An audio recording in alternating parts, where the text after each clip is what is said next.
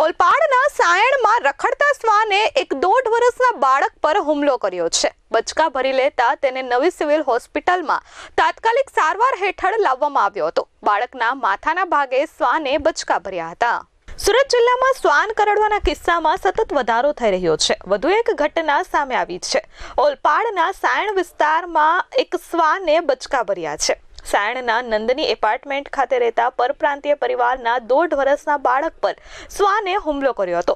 શ્વાને બચકા ભરતા બાળકને તાત્કાલિક જ સુરતની નવી સિવિલ હોસ્પિટલમાં સારવાર અર્થે ખસેડવામાં આવ્યો છે, જ્યાં બાળકને સારવાર કરાય છે અને શ્વાન વિરોધી એન્ટી રેપિડ રસી આપવામાં આવી છે. આ સાથે જ રસ્તે રખડતા શ્વાન આફત બની રહ્યા હોવાનું પણ સામે આવી રહ્યું છે. नेहा गुप्ता साइंस शुगर नंदनी से। कौन से हॉस्पिटल में आए हो? सिविल हॉस्पिटल में। क्यों आना पड़ा आपको सिविल हॉस्पिटल? मेरे बच्चे को कुत्ते ने काट लिया था। कितने कुत्ते ने काटा? एक कुत्ते ने काटा कहाँ पे काटा था? सिर पे काटा था। फिर ये सिविल हॉस्पिटल आना?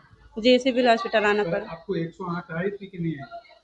108 वहाँ पर थी नहीं, तो मैंने सोचा कितनी जल्दी हम पहुँच जाएं ऐसा। फोन किया था 108 को? नहीं, हमने फ़ोन नहीं किया, हम वहाँ से तुरंत निकल गए ऐसा। ये बच्चे का नाम क्या है? बच्चे का नाम रुद्र गुप्ता, इसकी उम्र? 1.5 साल।